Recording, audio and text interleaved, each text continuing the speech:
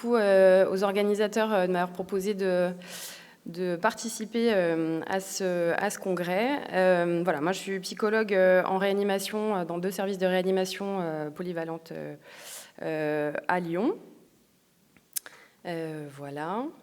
Alors, le point de départ, un peu, voilà, qu'est-ce qui a motivé, enfin, comment essayer de structurer un petit peu cette présentation. C'était, voilà, quel est l'intérêt, le rôle, quelle pourrait être la prise en charge et évidemment les bienfaits d'avoir un psychologue dans votre service, cela va de soi. Mais avant ça, et du coup, pour revenir à ce qu'on disait tout à l'heure, c'était juste de vous refaire un petit point sur la loi. Alors, ne lisez pas tout, mais soyez attentifs simplement à ce qui est en rouge. C'est-à-dire qu'enfin, il a été écrit que pour les unités de réanimation, il fallait un psychologue. Enfin, mais ils n'ont quand même pas précisé combien de temps. Il fallait, voilà, ça ira probablement par étapes, mais en tout cas, c'est quand même quelque chose sur lequel on peut s'appuyer maintenant pour essayer de demander quand même un peu plus de postes. Je vous ai simplement rajouté, pareil, ne lisez pas tout, mais c'est pour en gros les unités de soins intensifs, notamment de cardio, du NV, etc. Là, c'est juste en tant que de besoin. Voilà, donc ça reste quand même très flou et bon. C'est à libre interprétation. Mais bon, ça a quand même le mérite d'être écrit, quoi.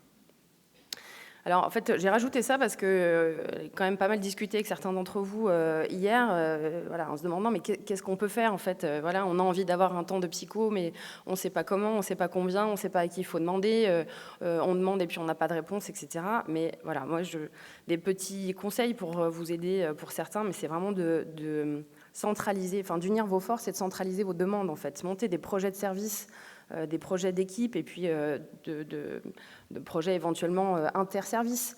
Je ne sais pas, moi, avec des choses bien précises sur l'accueil des enfants, des temps de formation, pourquoi pas des temps d'accompagnement du personnel aussi. Enfin, en fait, vous pouvez...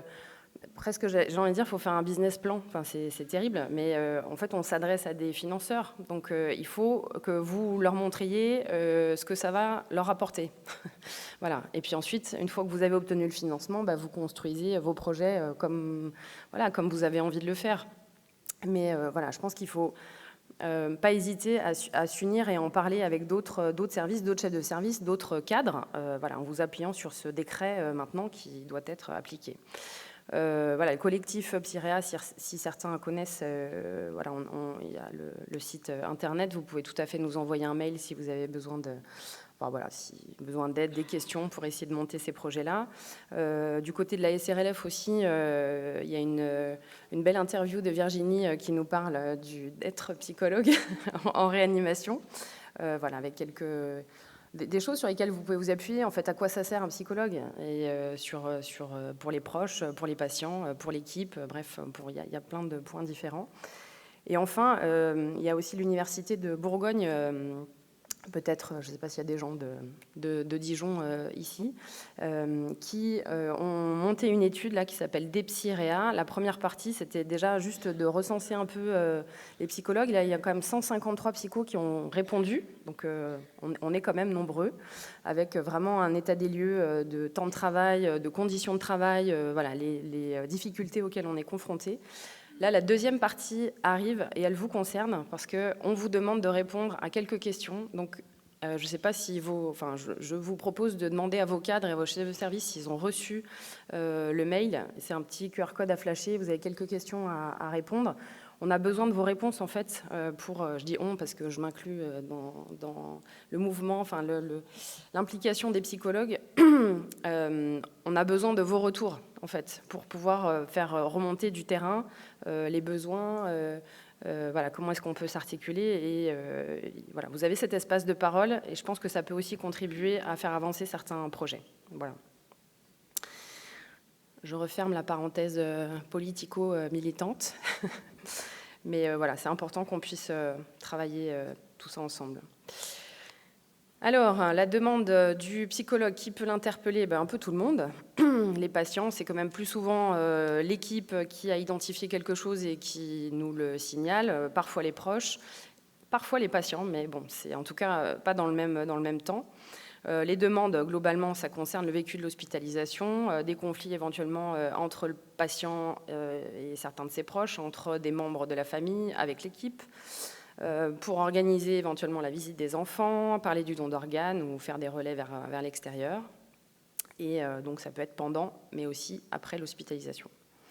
Sans forcément qu'il y ait des consultations post-réanimation qui soient programmées. On peut juste rester disponible et revoir les gens. Le rôle, bon, c'est un peu peut-être idéal de le présenter comme ça, mais en tout cas, c'est ça qu'on doit avoir en tête. Au fond, c'est apporter une présence bienveillante, attentive et surtout non obligatoire. Je pense que c'est important. C'est-à-dire qu'en fait, quand il y a une demande, on n'est pas forcément obligé de tout de suite aller voir le patient ou les proches. Moi, je prends toujours un temps suffisant, j'espère, avec mes collègues, avec l'équipe, pour comprendre d'où vient la demande, quel est vraiment le problème. Et puis, parfois, je n'ai pas besoin d'aller voir le patient ou la famille, mais simplement d'aider l'équipe en fait, à comprendre un peu ce qui s'est passé et puis pouvoir discuter avec eux, donner quelques petits outils, des conseils, etc. Et parfois, ça suffit. Voilà, faire le lien aussi parfois entre le patient, les proches, l'équipe, réexpliquer des choses, faire remonter des questions, des problématiques, des inquiétudes. Et puis, à l'occasion des temps d'équipe et notamment ce que nous on appelle le staff, de se réunir pour présenter toutes les situations des patients hospitalisés et de proposer un peu une vision un peu décalée. Voilà, donc en ayant quand même suffisamment de connaissances et de maîtrise pour comprendre les enjeux, le pronostic, etc. Et en même temps de pouvoir peut-être expliquer certaines réactions. On parlait tout à l'heure de l'agitation, de l'agressivité, je sais pas moi, des reproches, des conflits. Et puis parfois, quelques mots récoltés sur l'histoire du patient ou de la famille permettent d'éclairer les choses différemment, de mettre du sens et puis du coup de réajuster un peu son attitude et sa pratique. Alors, que se passe-t-il en gros pour le patient et ses proches ? C'est quand même la plupart du temps un événement assez traumatique. Alors, soit parce que c'est la cause de l'hospitalisation en réanimation, soit parce que juste l'hospitalisation en elle-même est traumatique. Il y a différents, vous travaillez dans différents types de réanimation. On n'arrive pas de la même façon quand on vient d'un accident de la voie publique que quand on vient en post-op d'une chirurgie programmée, avec des complications, mais voilà, on n'arrive quand même pas tout à fait pareil. En gros, le traumatisme, ça fait un peu l'effet d'une bombe.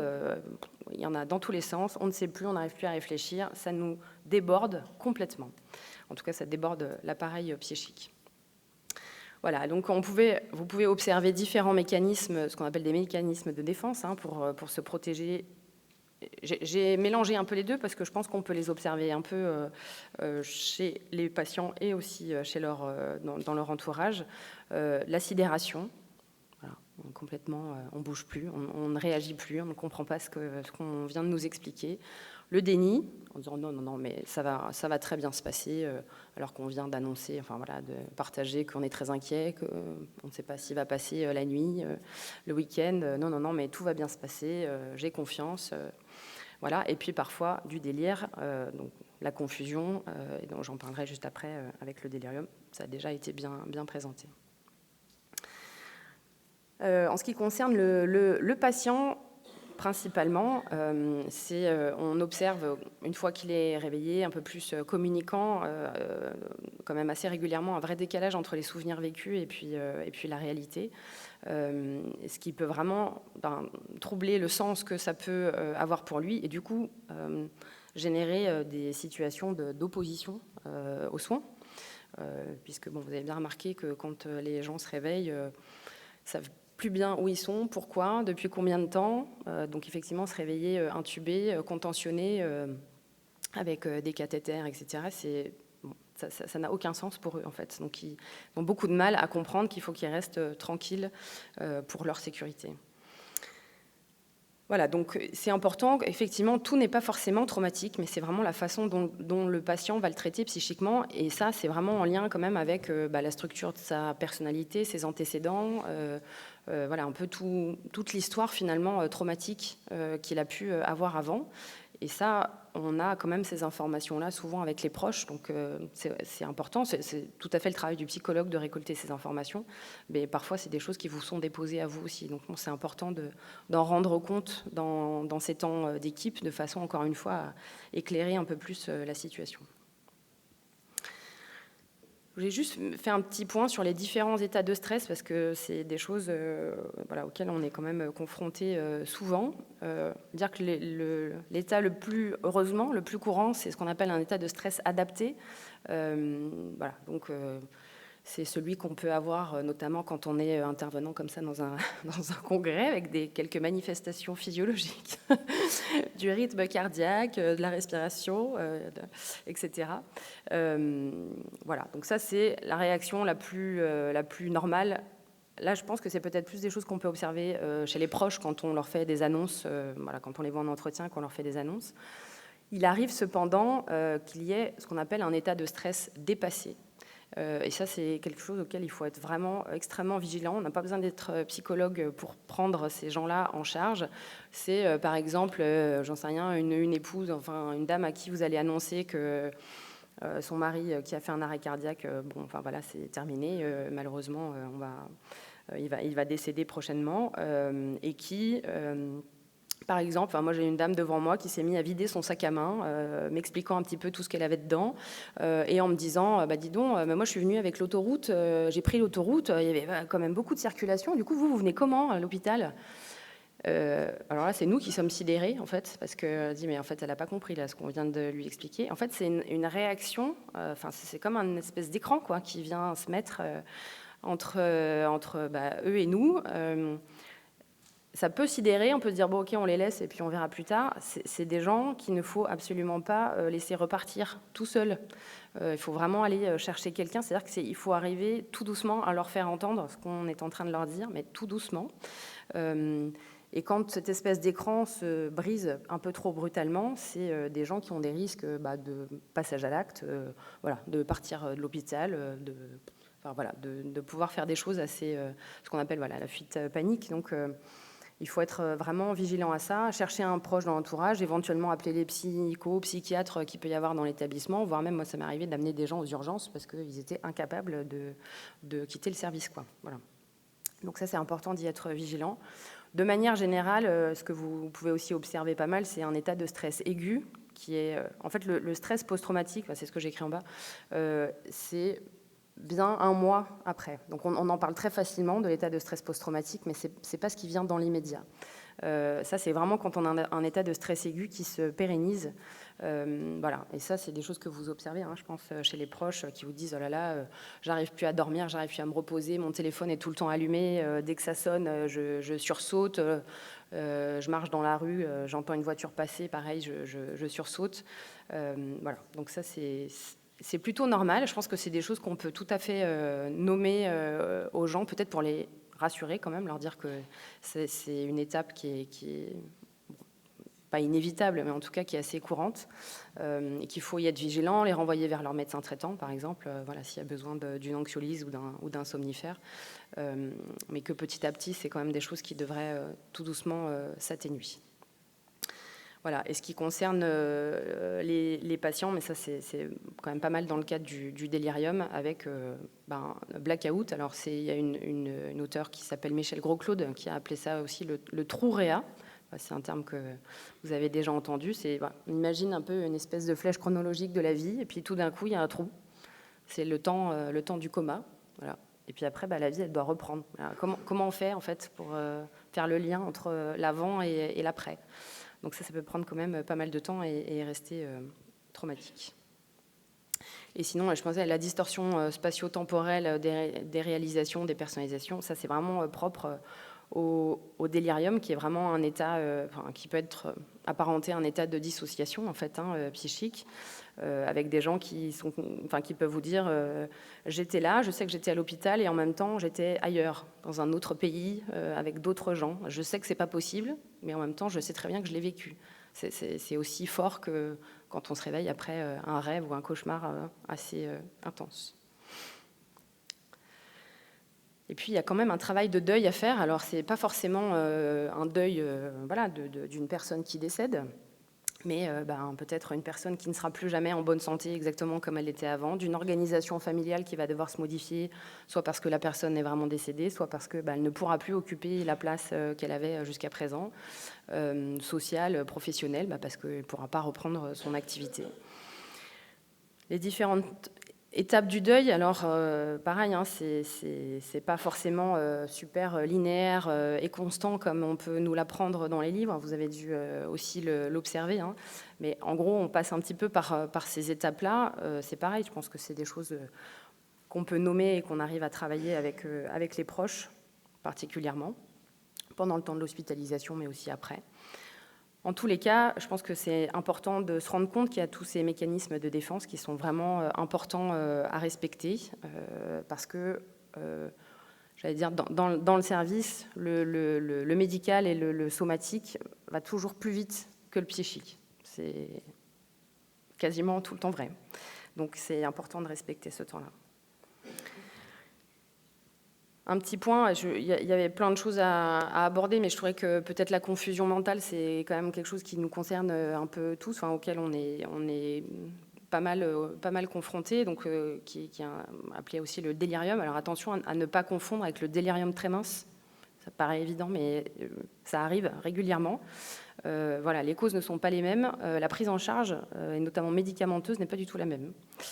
Donc voilà, c'est un trouble cognitif d'apparition aiguë déterminé par différents processus, avec des échelles que probablement vous utilisez pour évaluer ça. Ah oui. Donc il y a deux types de délirium, en gros, hein. Le délirium hyperactif et hypoactif. C'est vrai qu'on est on est quand même très vigilant et on est assez vite interpellé par le délirium hyperactif. Néanmoins, attention, parce que je pense que dans les pronostics d'évolution, en tout cas de l'état psychique, le délirium hypoactif laisse quand même pas mal de séquelles, parce que du coup, on peut quand même pas mal passer à côté. Donc, attention à ça. Hop, voilà, c'est juste pour vous donner un peu une idée, pour se représenter un peu les choses. En ce qui concerne les besoins des proches, voilà, il y a une petite liste, probablement qu'il y en aurait d'autres, mais ça semble quand même être les principales. Avoir un sentiment d'espoir, alors ça, malheureusement, on n'arrive pas toujours à leur fournir ça, mais avoir le sentiment que le personnel s'occupe du patient, pareil, ça semble évident, mais ils ont besoin je pense que c'est d'où l'intérêt aussi des ouvertures 24/24, c'est qu'ils peuvent et ils ont envie de vous voir au travail, en fait. De voir certains soins, enfin en tout cas il faut leur proposer, mais voilà, de voir qu'on a aussi des moments de pause, des moments où on rigole, des moments où on est débordé, puis des moments, voilà, il y a plein de rythmes différents, mais c'est toujours des choses dont on peut parler avec eux. Avoir une salle d'attente à dispo, pareil, ça semble évident, mais je ne sais pas si c'est encore le cas dans tous les services. Être appelé si l'état clinique évolue, ce qui du coup permettrait de faire baisser un peu l'état d'hypervigilance dont je parlais tout à l'heure et de ne pas être accroché à son téléphone. Voilà, on sait ils savent qu'on va les appeler. Être informé du pronostic, avoir des réponses franches aux questions, donc ne pas avoir peur de leur partager nos inquiétudes. Être informé quotidiennement, ça revient beaucoup. Recevoir des infos claires et compréhensibles et être autorisé à voir le malade aussi souvent qu'ils ont besoin. Voilà, je voulais terminer avec une petite vignette clinique. Donc c'est un monsieur de 55 ans qui a fait 6 semaines de réanimation là, récemment, en début d'année, pour une détresse respiratoire sur une grippe, avec une surinfection qui a nécessité la pose d'une ECMO et un certain nombre de séances de DV. Voilà, moi je rencontre au départ son ex-femme qui est présente honnêtement comme si c'était sa femme, un fils d'une 20aine d'années, et c'est un monsieur qui est d'origine cubaine, donc il n'a pas du tout de famille en fait en France. Voilà, il a une mère et une sœur qui sont à Cuba. Du coup, toute la prise en charge pendant un mois à peu près, hein, jusqu'à ce qu'il puisse être extubé une première fois, a été d'accompagner son ex-femme, son fils, qui avait très très peur de venir dans le service. Il était très impressionné. Bon, en plus, voilà, si vous avez déjà vu une ECMO, ça rajoute encore plus de machines avec une taille de tuyau qui est quand même assez impressionnante. Voilà, donc il y a eu vraiment tout un travail d'entretien et de soutien avec cette ex-femme qui était toute discrète. voilà, pour qui c'était assez dur de venir, qui sollicitait peu l'équipe médicale, je pense qui évitait en fait de nous voir parce qu'elle avait trop peur en fait des nouvelles qu'on allait lui donner. Voilà, qui demandait sans cesse mais combien de temps ça va durer, en fait qui ne comprenait pas comment avec juste une grippe on pouvait en arriver là. Voilà. Donc ça n'avait pas de sens en fait pour elle, ça débordait, justement c'était ça l'événement traumatique, ça débordait complètement ses capacités de penser. Voilà, donc il a fallu la ramener un peu vers l'équipe médicale pour lui donner régulièrement des nouvelles. Au bout d'un mois à peu près, le patient s'est donc réveillé petit à petit et on a pu l'extuber une première fois. Ça a duré quelques jours, c'était trop précoce. J'ai un peu pu parler avec lui, j'ai accompagné pendant l'intubation, qu'il était réveillé pendant qu'il était encore intubé. Donc on a assez vite quand même identifié qu'il était anxieux, qu'il faisait des cauchemars, qu'il y avait des hallucinations. Moi c'est des questions que je pose en fait, parce qu'il était extrêmement calme, il ne bougeait pas du tout dans son lit. Comme ça, on n'aurait pas dit. On a l'impression qu'il répondait de façon tout à fait adaptée à nos questions. Je pense que c'est pas du tout incompatible, c'est des vrais tableaux mixtes. Voilà, on dit non, mais ça va, il est calme, il répond. Oui, mais en fait, à côté de ça, en fait, j'étais en train de lui parler, et puis derrière moi, il voyait des trucs complètement incroyables. Voilà, donc ça peut être mélangé. Donc il a été réintubé au bout de quelques jours. Je suis restée à ses côtés au moment quand on a préparé la réintubation. Il était extrêmement angoissé. Je pense qu'il m'a broyé la main avec la petite force qu'il avait à ce moment-là. Voilà, donc j'ai essayé de lui parler, de faire un petit peu d'hypnose conversationnelle pour apaiser, détourner un peu son attention de l'agitation que vous connaissez dans une chambre au moment où on va intuber quelqu'un. Voilà, et donc là, rebelote, on a dû recommencer l'accompagnement avec son ex-femme, son fils. Donc on replonge, après l'espoir, voilà, on a replongé dans ces états anxieux. Puis on a réussi à le sevrer du respirateur et il a été extubé. Donc il ne pouvait pas du tout parler. Encore aujourd'hui, la voix revient difficilement. Et là, on a vraiment observé une tachypsychie, quoi. C'est-à-dire qu'en fait, il avait 1000 idées à la minute, et en fait, il a passé des heures à m'écrire sur son ardoise le contenu de son délirium, qui était, j'allais dire, de façon un peu classique, avec un sentiment de persécution, on m'a attaché, on voulait me faire du mal, etc. Et au milieu de ça, il y avait une histoire complètement incroyable de connexion aux origines de l'humanité. Il est allé sur l'Atlantide, voilà, avec des descriptions, il me faisait des dessins, il m'a tout décrit, les couleurs, etc. Et donc, il voulait absolument écrire parce qu'il avait peur d'oublier. Sa femme à côté, vous l'imaginez complètement, les bras ballants. Je la revois en fait me dire mais oh là là, mais je ne comprends rien, mais heureusement que vous êtes là parce que je ne comprends rien à ce qu'il me raconte. Ça me fait peur. Voilà. Bon, donc on a avancé comme ça. Je l'ai revu ensuite en médecine. J'ai passé le relais à ma collègue, mais je vais le revoir quand même de temps en temps. Ça va beaucoup mieux, mais il n'oublie absolument rien de cette expérience incroyable où il continue à me dire, mais quand même, je me demande si j'y suis pas vraiment allée. Mais il me dit, je sais que je suis restée là, mais quand même, je me pose la question. Voilà, et là, il va sortir de l'hôpital ces prochains jours. Il a pas si mal récupéré et il revient faire de la rééducation ambulatoire. Et il m'a demandé qu'on se revoie et qu'on écrive ensemble tout ce qu'il a vécu. Voilà, c'est important pour lui d'en faire quelque chose. Voilà. Je vais m'arrêter là parce que j'ai débordé. Merci pour la qualité de cette présentation. Beaucoup.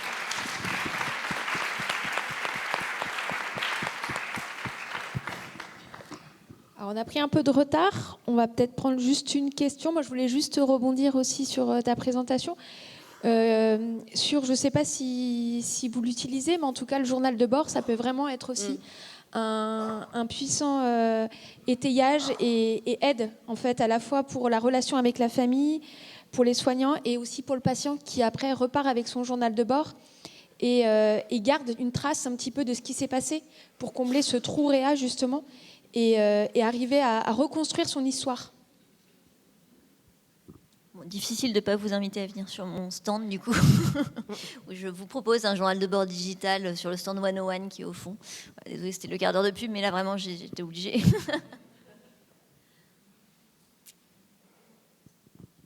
Est-ce qu'il y a des questions dans la salle, sinon? Une question. Oui, monsieur Régnier.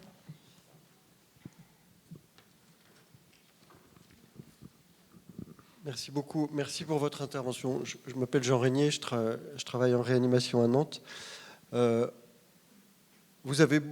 insiste toujours beaucoup sur la difficulté des patients de s'en sortir, sur le plan psychologique, et on commence aussi en parallèle à travailler de plus en plus sur ces patients qui vont bien, pour essayer de comprendre comment ils vont bien.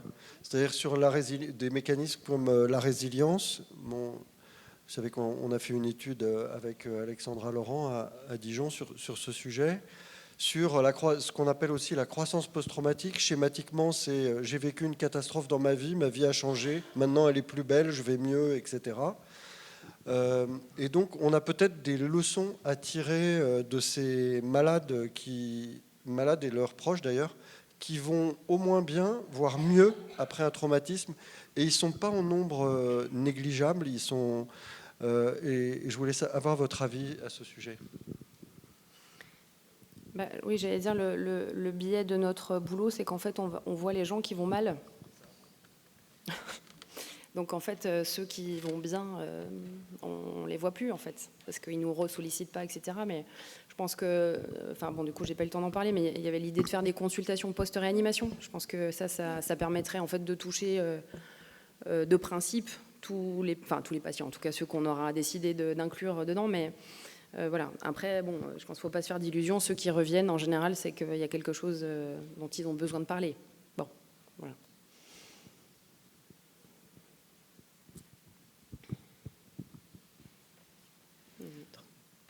Voilà, on va juste en prendre une parce qu'on est déjà en retard.